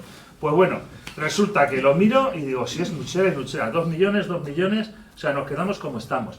Pero es que claro, con una empresa que debe 2 millones y tiene 2 de patrimonio declarado, se quiere hacer un proyecto de varias fases, donde la primera son, me parece que son 1.000 millones, esa cifra es bueno retenerla, ahora cuento por qué. Luego serán 4.000 o 8.000 y luego 18.000 millones de euros. 18.000 millones de euros. Por 3 veces lo diré como San Pedro. 18.000 millones de euros. Y hay gente de esta administración regional que se traga el asunto. Ese terreno está recalificado. Ya está. Solo hay que buscar a quién colocárselo. Por eso evoluciona de un Eurovegas, que Eurovegas es un fantasma, ha recorrido ya toda España y todavía no tiene sitio, ¿vale? Y el fantasma ha decidido quedarse aquí, por lo visto. Pero ha evolucionado de Eurovegas a una Smart City, donde va a haber, va a haber muchas cosas, luego os las cuento para no interferir tampoco en el trámite de todo esto, pero lo que quiero que caigáis es que al final, detrás de todo, hay cosas simples, hay cosas muy simples. Y aquí es una recalificación, que luego yo no dudo de la buena voluntad de estos empresarios, pero lo que están haciendo es vender la moto de algo que ya es suyo, porque el terreno ya es suyo, y ahora hay que venderlo. Si quieres sigo con Elysium City. Sí, está súper entretenido. Pues sigo con Elysium City. Entonces, Elysium City, ¿sabéis qué va a ser?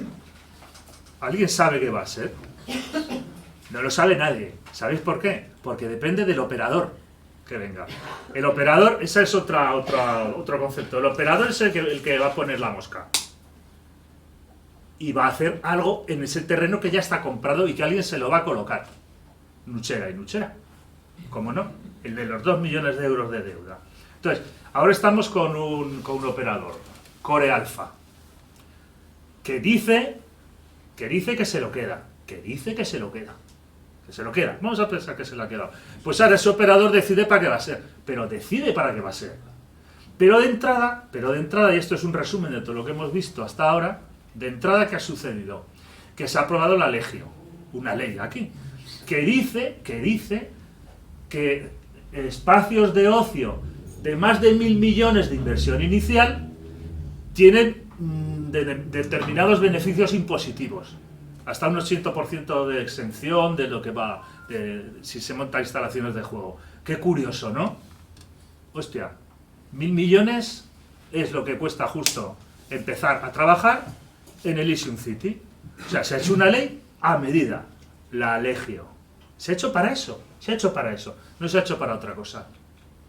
Entonces, claro, tiene que haber casinos, pero no sabemos cuántos, porque la licencia contempla que haya mínimo de 4, pero hasta 33. Entonces, no sabemos si van a ser casinos, pero luego dicen que no, que como es una Smart City, los casinos no es lo esencial, serán los hoteles, pero no sabemos cuántos ni de quién. Eso sí, la página web no os la perdáis. Si os gusta, a mí me gusta mucho la película de ciencia ficción, ya os he dicho que soy una persona simple y de una adaptación cultural escasa, que acudo a la Wikipedia. Entonces me gusta la ciencia ficción y yo veo esa página web y es como Perdidos en el Espacio. es perdidos en Siberia. O sea, ¿por qué van a montar una ciudad? Dice que de 60.000 habitantes, de la nada, como en Nevada. Y me ha salido un pareado. ¿Vale? Vosotras sabéis lo que significa montar una ciudad de 60.000 habitantes. ¿Y cómo se van a gestionar los residuos? ¿Dónde va a ir el vertido? ¿Dónde van a vivir los trabajadores y las trabajadoras que tienen que montarla? ¿Y cómo se llega? Luego, de eso hablamos luego. De eso hablamos luego. En la página web lo explica lo de los residuos muy bien, con un gráfico buenísimo. Sí, tiene Tenemos gráfico. pantanos muy grandes allí para echarlo. Pero luego dicen que va a ser que no, que en realidad va a ser una marina. Porque tiene 17 kilómetros de costa interior. 17 kilómetros de costa interior. Nada menos. La Costa del Sol está temblando. ¿No? Pues esto es lo que tenemos. Y con esto jugamos, con estas cartas jugamos. Os cuento más cosas del asunto. Sí, vamos justos, pero... Vamos a hacer cursillos para jugar en el casino. Como, por ejemplo, un detalle, detalles tontos con Elysium City, que va a ser la leche. ¿Cómo se va a llegar? No hay autovía, no hay aeropuerto, tren no va a pasar. Yo llamé a un jefe de Renfe, y le dije, venga tío, dime si hay algo previsto. Me dice, nada. Pero en el periódico podéis leer que Elysium City va a tener apeadero, ¿eh? Va a tener apeadero. ¿Lo pone? No lo sé. Ahora hacemos un aeropuerto. Sí, Falta el aeropuerto. falta el aeropuerto, pero no dicen que el aeropuerto Talavera está estará más cerca. en Talavera. Sí, autovías Es otra. imposible, ¿cómo va a llegar? Y luego dicen, ya concluyen y dicen que no, Manuel, que te equivocas, que aquí lo que va a haber es un parque temático. Y yo hago la pregunta del tonto y digo, ¿de qué tema? Claro, porque ¿sabéis qué pasa con los parques temáticos? Y concluyo, mirad, por Aventura, que es el único que ha empezado a dar beneficios, los ha empezado a dar tras 22 años de actividad. Está en la Costa Dorada, igualico que los 17 kilómetros de costa interior de Elysium City. Crea entre 1.800 y 3.000 empleos directos, no más, directos, ¿vale? Y llega en verano a 8.000 entre los directos e indirectos. Se encuentra a 100 kilómetros de Barcelona, que es como encontrarse a 100 kilómetros, que es lo que hay de Talavera de la Reina. Es lo mismo, claro. Y bueno, y tiene 4,7 millones de visitas anuales. O sea, después de 22 años, ¿vosotros creéis que esto va a funcionar? Pues dicen que lo van a hacer, que va a ser una realidad, que es inmediato, que es... Pues yo no lo sé. Yo veo que el desolamiento de la Nacional 502 no da abasto, que no hay... Hombre, igual se monta un negocio de helicópteros. A ver, lo reduzco al absurdo, porque desde la risa también se desengrasan mucho estas cosas. Pero aquí vamos a tener que poner dinero, ¿eh? No penséis que esto es gratis. Si se desdobla la carretera, la pagas tú. Y si se hace un apeadero estúpido, lo pagamos todos. Y el estadio de 40.000, de 40.000 que dice que va a haber, pues habrá que emborrachar a muchísima gente y llevarlo en autobuses para llevarlo un día por lo menos. Se juega el Don Benito Villanueva allí junto y ya está. Por ejemplo. O sea, es que jugamos con unos márgenes, jugamos con unos números, jugamos con unas magnitudes. Que luego, claro, dices 18.000 millones, aunque fueran verdad los 18.000 puestos de trabajo. 18.000 millones, coño, le das 1 millón de euros a cada uno y que monte una empresa que tú controles, ¿no? Donde le das un crédito a un interés bajísimo y ya está. ¿No? Pues no, por lo visto no. Y ahora, yo termino porque si no es que empiezo y no termino y ya me he metido en bastantes líos. Yo solo quiero terminar contigo con una pregunta, que es la típica, es la nuestra. ¿Se puede hacer en este modelo otra cosa que implorar dinero, que venderse al mejor postor? Y relacionada con ello, ¿qué podemos hacer quienes... Yo no soy periodista, yo soy un activista que informa. ¿Qué podemos hacer quienes queremos resistirnos a todo esto? ¿Qué podemos hacer? Es la vieja pregunta, ¿qué hacer? ¿No? Igual que dicen que hay un viejo topo royendo la historia, siempre hay una pregunta, es el qué hacer. ¿Y qué hacemos? Tú contestas y luego yo contesto. Vale. Bueno, a ver, lo que has escrito es que me estaba pensando... digo, Luego esto te como cuento la- más cosas, ¿eh? Bueno, y además que he leído los reportajes, pero estaba pensando, esto es como la conquista del oeste, pero no, en la conquista del oeste pues había ahí sus indios y vaqueros, más bien se parece, ¿no?, a los momentos estos de la conquista de América, ¿no?, que te contaban, que llegaban allí a los indígenas, que no sabemos si eran verdad o no. Esto está más cerca del Dorado. Exacto, del Dorado, ¿no? Le daban Que una de- baratija y ya está. O sea, que es una cosa que es que como nos tratan un poco como a niños, ¿no? Es una cosa, bueno, pues bastante insultante, diría, ¿no? Hombre, yo creo que, a ver, yo siempre confío en que el empoderamiento, y esto es también un neotérmino, como has dicho antes, un vocablo, un neolenguaje. Pero es importante, quiero decir, creo que es importante creer que podemos hacer cosas.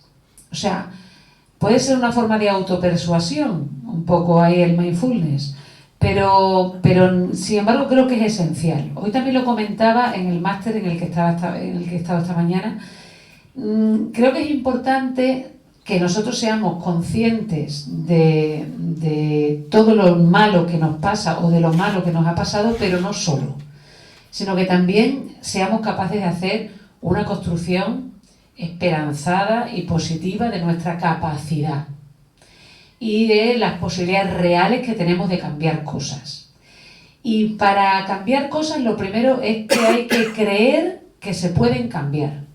Y esto es importante, porque la autoconfianza es un elemento que, no sé, que te permite vivir en el futuro, que te permite vivir en la utopía en la que estás soñando. Yo creo que eso es importante. Y muchas veces el desánimo es lo que, ¿no?, lo más extendido, que es muy desmotivante, ¿no?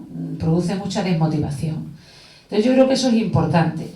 Después yo creo que también es importante ganar espacios de autogobierno y de autogestión.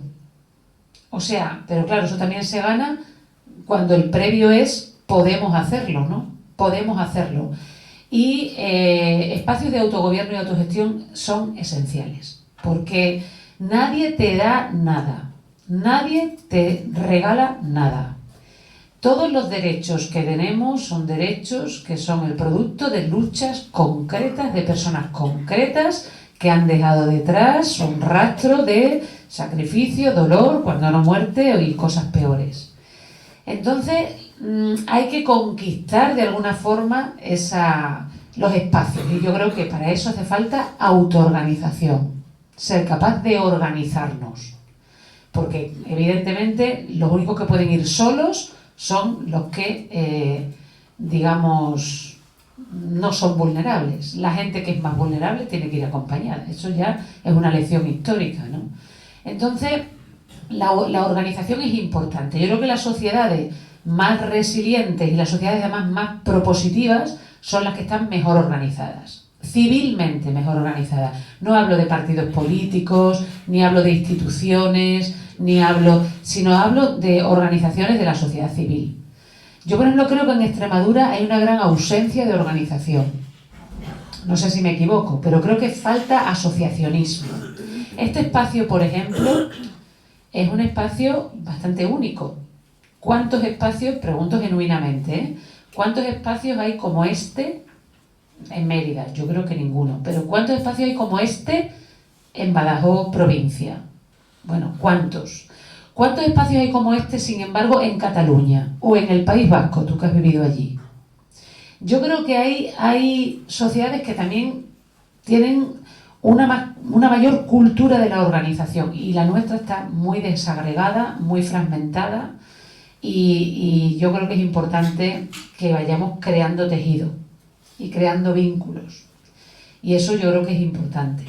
Y desde ahí sí se puede construir, presionar a partidos políticos o crear un partido político si uno quiere, presionar a sindicatos o crear un sindicato, presionar, resistir, construir. Yo creo que desde ahí se puede, pero hace falta tener más musculatura social. Yo creo que nos falta musculatura social. Y desde luego también nos sobra miedo, ¿no? Hay mucho miedo. O sea, miedo a ofender, miedo al conflictuar. Es verdad que las consecuencias son, cuando uno, tú mismo lo has contado, ¿no?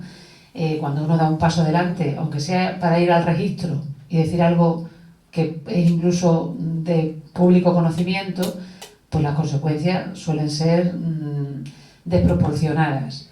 Pero son desproporcionadas porque eres tú solo.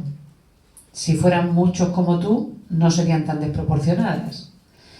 Yo creo que eso es también importante, ¿no? El miedo también se supera y se confrontan las consecuencias cuando hay tejido comunitario. Yo siempre he dicho que no hay derechos sociales sin derechos políticos, no hay derechos políticos sin autogobierno y no hay autogobierno sin identidad. O sea, sin la conciencia de lo que uno es y de lo que uno hace aquí. Y yo creo que eso es lo que tenemos que cultivar. Cultivar eso es importante porque si no, si esa cadena no se cumple completa, las políticas sociales, los derechos sociales son, suelen ser o suelen generar básicamente clientelismo. Cuando no generan clientelismo es cuando detrás de las políticas sociales lo que hay son conquistas, digamos, de la gente que se ha puesto en marcha sus derechos políticos, su capacidad de autogobierno y que cree en sí misma. Si no, las políticas sociales y los derechos sociales siempre tienen detrás, ¿no? Pues, políticas clientelares. Esto es lo que pienso. O sea, que yo creo que ahí hay un trabajo que hacer, ¿no? Vosotros lo estáis haciendo, desde el Salto, desde aquí, ¿no? Yo creo que se trata de que cunda el ejemplo, ¿no? Y más plataformas que hay muchas más plataformas. Bueno, pues eso, muchas más plataformas, pues fenomenal. Yo nada que añadir a lo tuyo, o sea, todo de acuerdo con todo lo que has dicho, pero aviso de que, por ejemplo, ya hay una plataforma de colectivos en lucha, Claro. donde hay, ¿cuántos? No sé si 30 o 50, que ya era hora, porque aquí el problema no es solo... Aquí el problema en la izquierda es el PSOE, 40 años de PSOE, que ha comprado muchas voluntades, pero compradas directamente. O sea, que ha habido diputados que en una legislatura estaban en Izquierda Unida y en la siguiente están en el mismo sitio representando al PSOE. Aquí el que mejor resultado ha sacado jamás de Izquierda Unida en la ciudad de Mérida, optando a la alcaldía, jamás han salido tantos concejales como con él. En la siguiente legislatura fue alcalde por el PSOE. Fue candidato por el PSOE. O sea, cuidado cómo se juegan aquí las cartas también, Y luego el PSOE ha generado unas condiciones que hacen difícil que se puedan hacer cosas en los pueblos. Porque los ayuntamientos dan trabajo. O sea, no es trivial que en Alconchel se mueva menos gente que en Salvatierra de los Barros. Mira el número de autónomos que hay en Salvatierra de los Barros, que es muy superior al que hay en Alconchel, con la misma población. ¿Qué pasa en Alconchel? Que se depende mucho del ayuntamiento. Y el que manda en el ayuntamiento y suelta la pasta es uno. Y es el que gobierna. Y si dices algo, pues igual la estás liando. Entonces, el problema del PSOE y de cómo se ha constituido la izquierda extremeña es un problema. Y yo lo miro desde fuera, Yo vengo de otra cultura política totalmente distinta, pero claro, lo vi claro y dije, joder, aquí está todo de saldo, Es una pasada. Y luego hay una cosa, yo creo, muy importante, que no hemos comentado, que hay que cambiar la semántica. Hay que cambiar las cosas de las que hablamos. No podemos hablar con sus términos. No podemos pedir regadíos. No podemos pedir... O sea, poder pedir, podemos. Pero igual no debemos. No hay que pedir industrias. No, es que a este no le hacen falta industrias. Eso es hablar con su idioma. Porque aquí se juega la partida de otra manera. Lo comenté aquí el otro día. Aquí va todo de una manera distinta. Ya si hablamos en sus términos, estamos jugando su partida. Y estamos jugando con sus cartas. Y encima ellos cambian las reglas del juego. Pero alguien cree que así se puede ganar. Es imposible. Como cuando hablamos del campo aquí. Es que el campo aquí tenemos. Cuidado con lo que tenemos. Tenemos una dehesa llevada al límite en sus recursos. Tenemos un río Tajo que no existe, que es un inmenso pantano. Tenemos mucha agricultura, pero que es agroindustria alimentaria. Cuidado con lo que tenemos.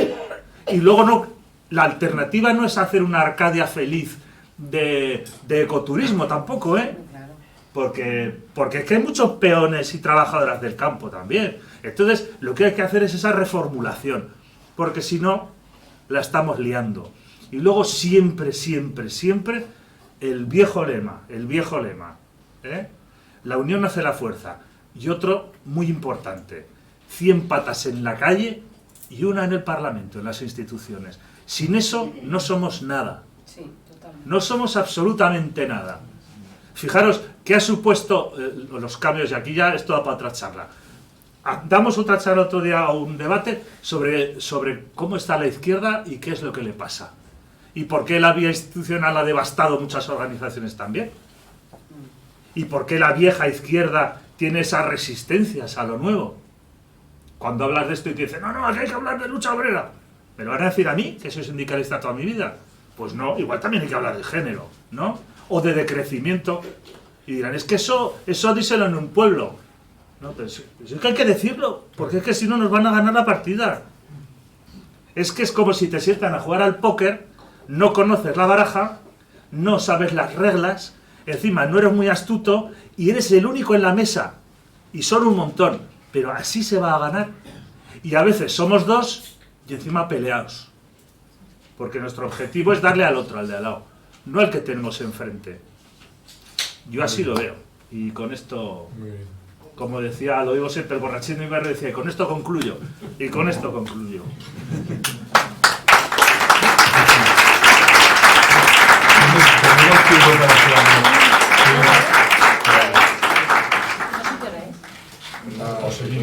Una 12 me parece. Casi cuatro. Bueno, pues a las 9:30 tengo que salir. Pero Vale. ¿Se va el avión? Pues no, me llevan a mi pueblo. tenemos entonces como 20, para no apurar mucho, o no menos. Hay una petición. Toma las Entonces, peticiones sí, en el lo que iba a decir.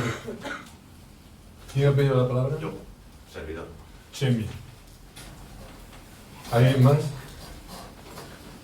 La pregunta es muy sencilla, ya lo sabéis. ¿Qué hacer?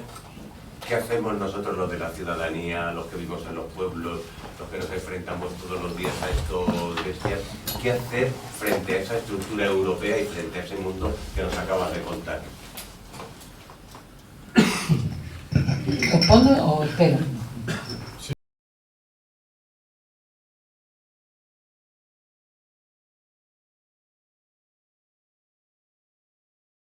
Las plataformas esas que se han organizado, las plataformas antimineras, las plataformas, el tema, hoy me he reunido con los de Salvatierra con el tema del macrovertedero.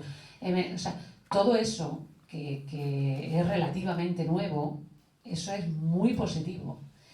Yo en el Parlamento lo que he visto es a los agricultores franceses, que es verdad que lo tienen más cerca, pero en Estrasburgo, caminar kilómetros con sus vacas, con sus burros, algunos, otros con sus tractores, y plantarse en la puerta del Parlamento y sacar uno a uno a todos sus eurodiputados, ponerlos allí delante y freírlos.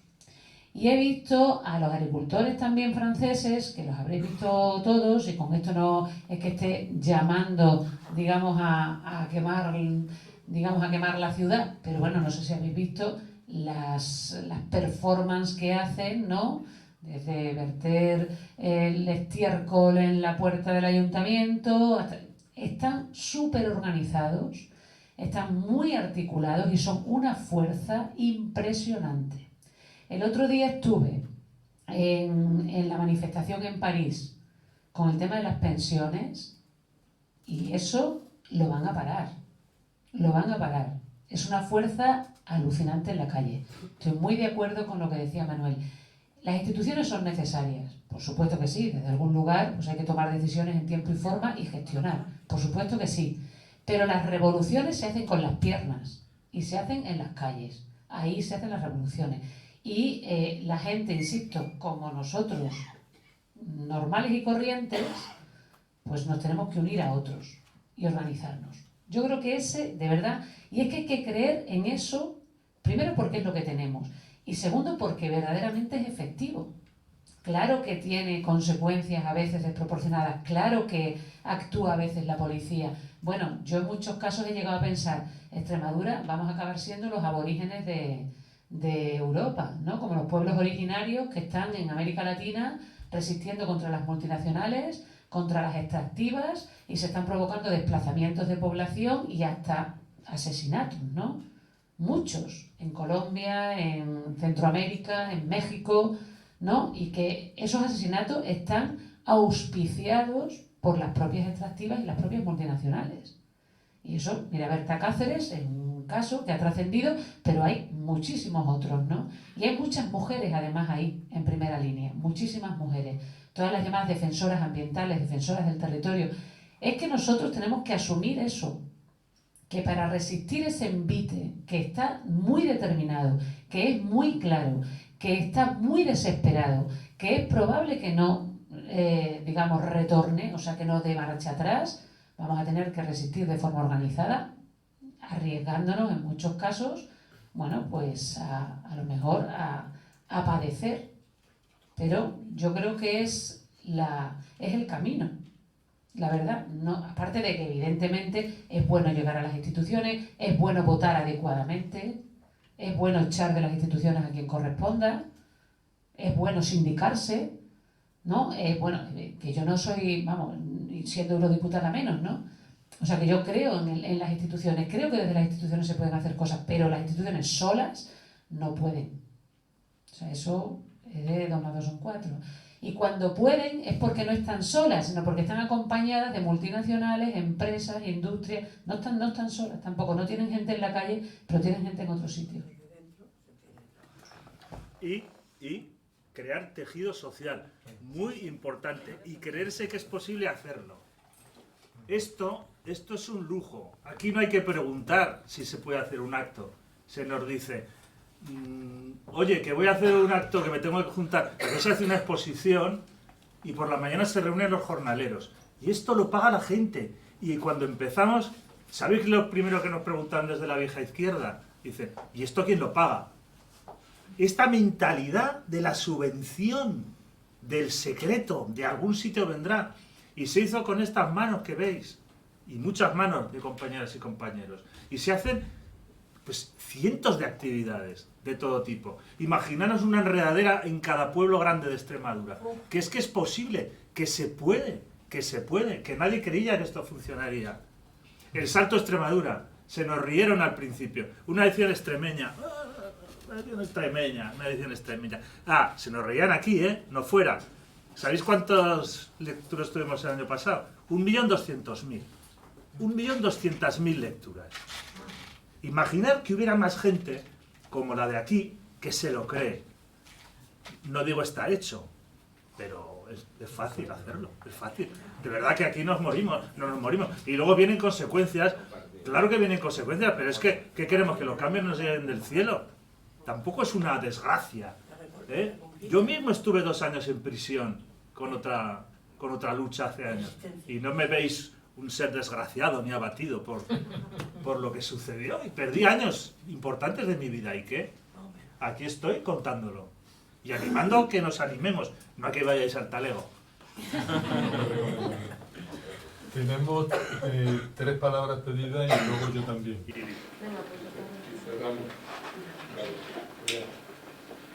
Hola, buenas noches. No sé si todo va a concordar con todo el planteamiento básico. Estamos discutiendo lo de la unidad de la izquierda. Cuando llegamos a un punto de concordia de la izquierda, hacemos algo importante. Nos presentamos a las elecciones. Hay divergencias en las posterioridades. Pero se toma una decisión. Entramos en un gobierno con un partido que sabíamos ciertamente, taxativamente, que siempre hace exactamente lo mismo. Siempre te la juega. Entonces, yo me pregunto, todo esto está muy bien. Podemos animar a todos los compañeros, compañeras, a hacer fuerza de lucha, de choque, de solidaridad. Pero, como cuando se llega al gobierno, se hace un seguidismo partidista del PSOE y no pasará. Aquí, por lo que parece, que sí, se ha subido el salario mínimo un poquito, un 30%. No está mal. Pero no sabemos si en este país se puede preguntar en el CIS si queremos monarquía o no la queremos. No sabemos si se va a derogar la ley Mordaza, que según decía Sánchez, era la primera ley que él quería derogar. Y así muchas más cosas. Pero lo que a mí me extraña es que la parte del gobierno, la parte de Podemos, de Unidas Podemos, no hable.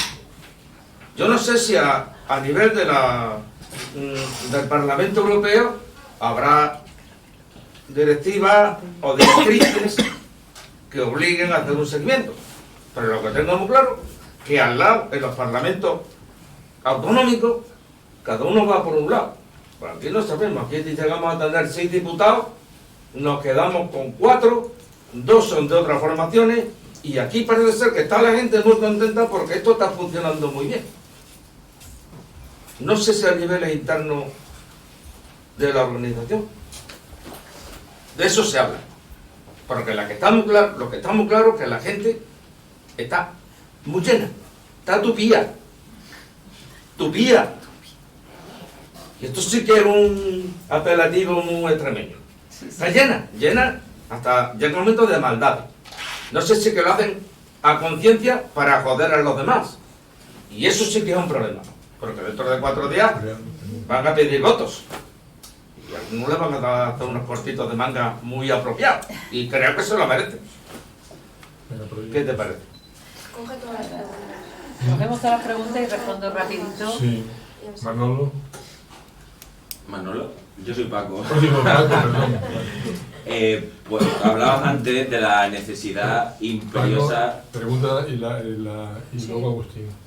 De la necesidad imperiosa que hay de organizarnos en Extremadura, sabiendo lo difícil que es por las particularidades de nuestra tierra, que lleva 40 años pues como colonias, con una familia socialista, pues, que, como decías antes, fomenta muchísimo las clientelas y su clientela. Entonces, a mí me gustaría saber cuál es la tendencia que está partiendo de la Comisión Europea, del Parlamento Europeo, porque tengo entendido, sin ser yo jurista ni estar muy pendiente de lo que se dice, que van a venir directivas europeas que simplifican bastante pues los estudios de impacto ambiental, la necesidad de este tipo de proyectos, pero sobre todo que me da la sensación como que se está legislando, como siempre se ha hecho por otra parte, para las grandes y sin tener en cuenta la opinión de los territorios. Agustín. Bueno, gracias por la charla. ¿Podrías, María Eugenia, darnos una brevísima pincelada de cómo está la relación de fuerzas de la izquierda, no socialdemócrata, en el Parlamento? ¿Contesto ya? Sí. Sí. Ah, como tú ibas a preguntar la Bueno, pero era un poco como por cerrar el Vale. ciclo y ya está. Bueno, voy a empezar por esta, después sigo por esta y termino por esta. Esas directivas, que es más un reglamento, el reglamento del Consejo, sí se ha modificado para aligerar la evaluación de impacto ambiental en los casos de las energías renovables. Eso ya está ahí, está en marcha. Sí se plantea en el reglamento que las energías renovables tienen que implantarse en determinadas zonas concretas que han de ser estudiadas para que el impacto sea bajo o menor, y además teniendo en cuenta las especies protegidas y planteando mecanismos de mitigación y compensación. Esto es lo que dice el reglamento, que es de 2022. Lo que ha ocurrido es que en España el gobierno, el decreto, ha empeorado el reglamento, es decir, ha sido el primero de la clase y ha ido más allá. Por ejemplo, prácticamente en el decreto español pues prácticamente se pueden colocar energías renovables, eólicas y solares en concreto, en cualquier sitio, excepto, es decir, cambia, digamos, el sentido, porque el reglamento lo que dice es, hay zonas en las que se podría, y lo que dice el decreto español es, hay zonas en las que no se podría, es decir, en las demás sí. En las zonas en las que no se podría, pues las zonas especialmente protegidas, los fondos marinos y todo lo que tiene que ver con el voltaje y demás. Tres cuestiones. Después, por ejemplo, ha aflojado todavía más la evaluación de impacto ambiental, que prácticamente queda en nada. Es un estudio que hace la propia empresa promotora y que después analiza la comunidad autónoma, que tiene solo 10 días para analizar, que es como completamente imposible. Y además nada que ver con especies ni nada. Quiero decir que el decreto español ha agravado, en este sentido, el reglamento del Consejo. Pero en efecto, la línea del repower, esto es, el marco de la Unión Europea post-guerra de Ucrania, es claramente aligerar, acelerar los procesos, evitar las trabas administrativas y declarar presuntamente de interés público todas estas, digamos, todos estos megaparques eólicos y tal, de interés público. Esto es muy grave porque si es presunto, esto significa que tú a priori podrías ser expropiado, salvo que demuestres que el impacto ambiental es XZH. Es decir, que es una cosa bastante loca. O sea que, y eso es posterior a la guerra de Ucrania, posterior al paquete este de Fit for 55, que no estaba tan mal. Este es posterior y es realmente un escenario poco esperanzador en ese sentido. Sí. La izquierda, el grupo de la izquierda es muy pequeño, el más pequeño de la Cámara. Somos 42, me parece. Es más grande, por ejemplo, el Identidad y Democracia, que es el grupo donde está la extrema derecha. La extremísima derecha. Porque después Vox, por ejemplo, que también es extrema derecha, está en otro grupo que se llaman conservadores y reformistas, que también es que los nombres son para echarles un ratito. Vox está ahí con PiS, que es el partido polaco, y con Fratelli d'Italia, que es el de Meloni.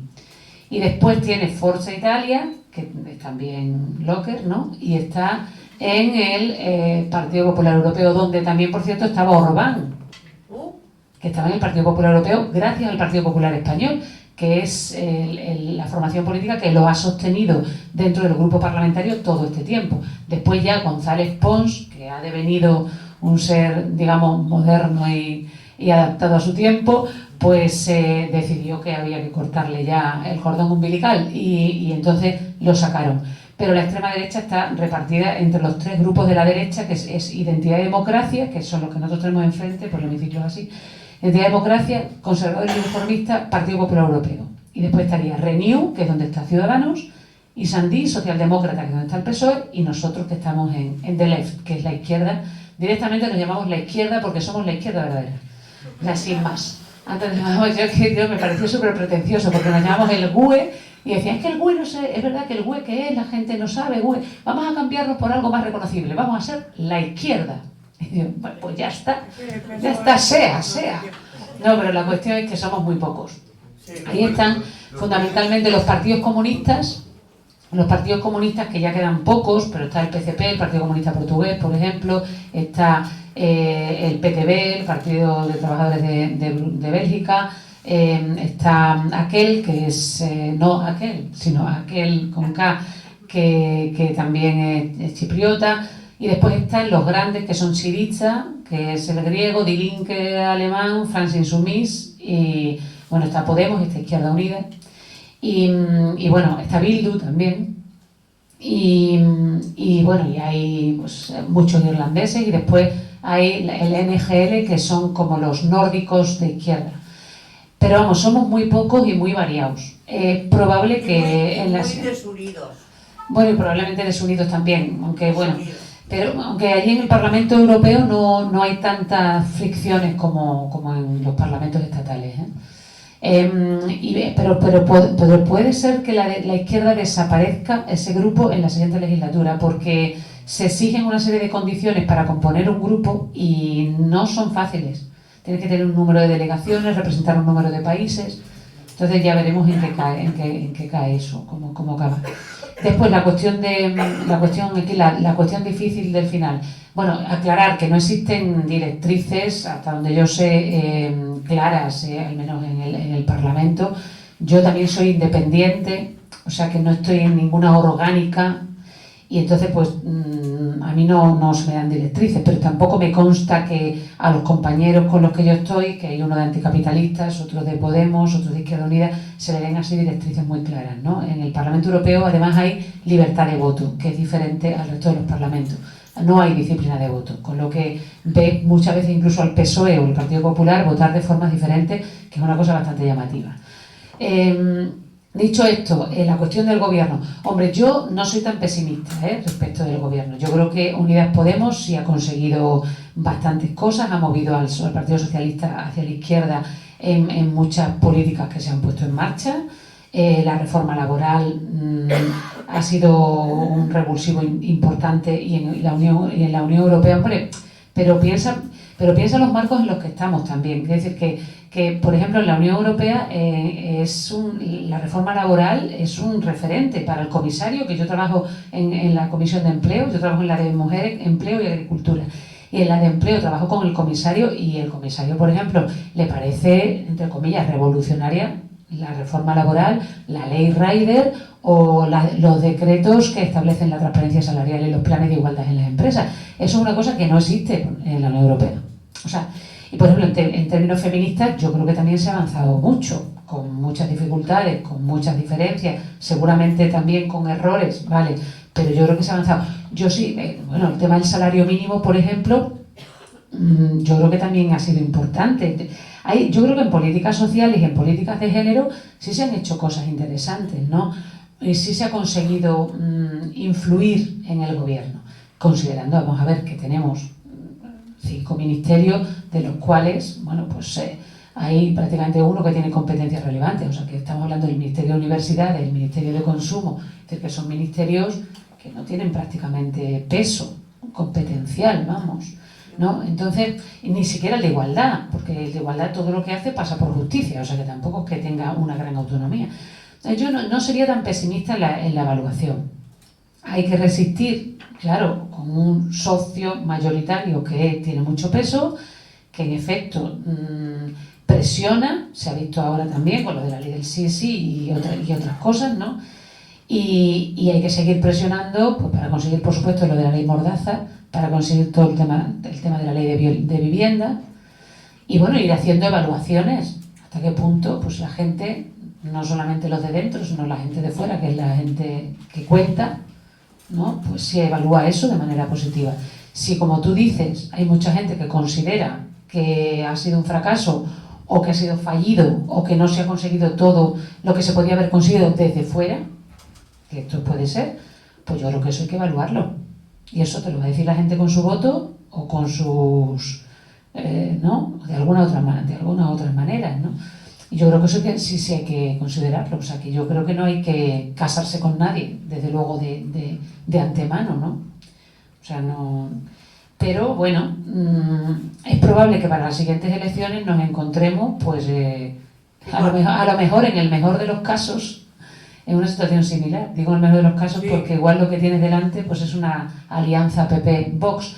El otro día el presidente del del grupo parlamentario IPP, del Partido Popular Europeo, que es el grupo más grande, el grupo más grande, el presidente ya dio su bendición a todas las coaliciones con la extrema derecha en Europa, directamente.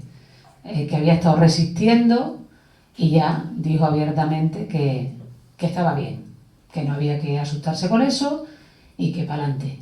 Que estaban en posiciones constructivas. Eso es. Y que por tanto, entonces claro, esto ya te da un indicador de por dónde puede venir la mano, ¿no? Entonces en ese escenario, bueno, pues habrá que ver, pero en todo caso yo creo que es la gente la que lo tiene que decidir. Los partidos no tienen que tomar decisiones previamente ni prejuiciosas.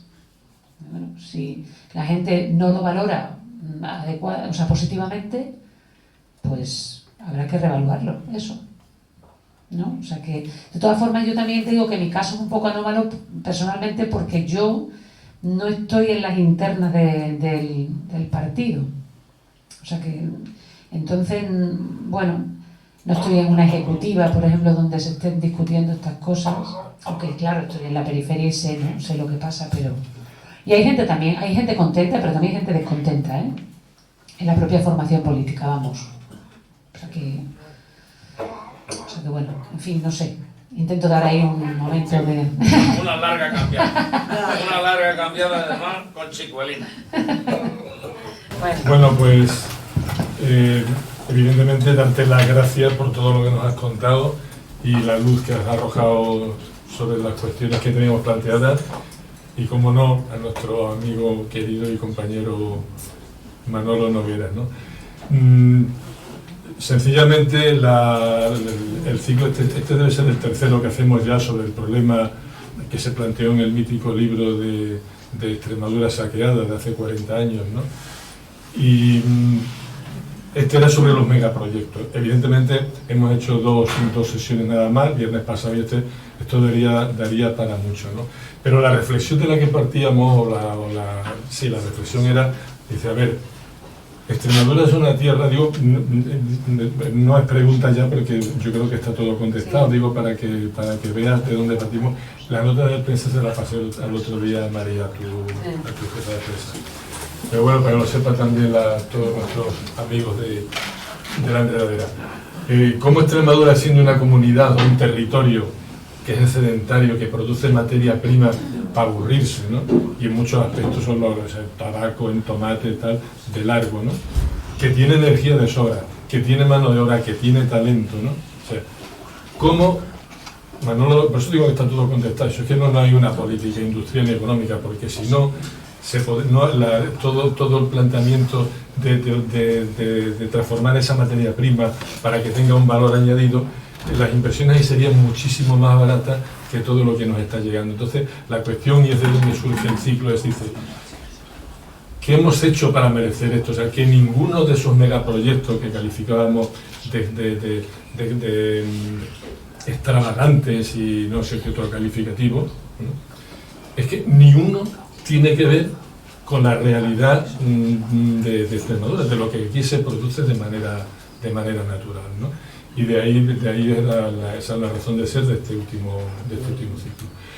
Bueno, también es cierto que en los anteriores siempre hemos procurado evitar el tono lastimero y buscar el que tú has dicho, es decir, la sociedad civil se tiene que organizar, ¿no? Aprovecho para decir, aquí dos compañeros de la plataforma de Montanche, es decir, se paró el tema de Montanche. También han estado aquí los de García. Hemos tenido un profesor de la Universidad de Extremadura, autor del proyecto Mosaico, ¿no? Y luego, sobre todo, que ya lo ha apuntado Manolo también, hay muchísimas plataformas, porque son muchísimas las agresiones que estamos sufriendo, que están luchando contra esas agresiones, ¿no? Y el otro día se celebró una reunión online, y el otro día, el viernes pasado, justamente, cuando inaugurábamos el ciclo de megaproyectos, a continuación fue la primera ponencia, se hizo una reunión aquí, mitad presencial, mitad online, para empezar a coordinar, porque ahora son muchas plataformas, pero son muy pequeñas, ¿no? Y efectivamente, tú lo has dicho, la unión aquí es fundamental, porque además, aparte de lo que habéis dicho, de que 100 patas en la calle y una en el Parlamento, aquí se plantea con todas estas plataformas otra lucha, que es una lucha jurídica, ¿no? De tribunales. Y eso, hay pueblecitos que no pueden, pues Cáceres, en un sitio grande, que en la plataforma hay geólogos, hay abogados, abogadas, etcétera, etcétera, ¿no? Pero claro, todos estos pueblos no tienen muchas veces esos recursos, ¿no? Pero sí es cierto, por ejemplo, lo de Salvatierra, que es que ha sido anunciar eso y saltar, porque la gente está ya empezando a estar hasta el pico a la boina del potreo al que nos tiene sometidos. La parte negativa de todo esto, esto es la parte positiva, pero la parte negativa es que todo esto nos quita mucho tiempo, mucha energía, mucho humor, mucha emoción para dedicarlo a cosas más creativas, es decir, a crear una Extremadura hospitalaria, solidaria, donde quepa todo el mundo, los de dentro, los de fuera, por supuesto nuestros hermanos portugueses y toda la Lusitania, ¿no? Y con esto ya me callo, ¿eh? Así No digo que nada. muchísimas gracias a vosotras, a ti, a todos vosotros que hacéis posible que la Enredadera sea un lugar de encuentro, porque como decimos en teatro, el teatro es un lugar de encuentro porque hay un sujeto emisor que cuenta algo y un sujeto receptor que lo recibe, lo digiere y a veces pues también lo devuelve de alguna manera. Muchas gracias y ahora...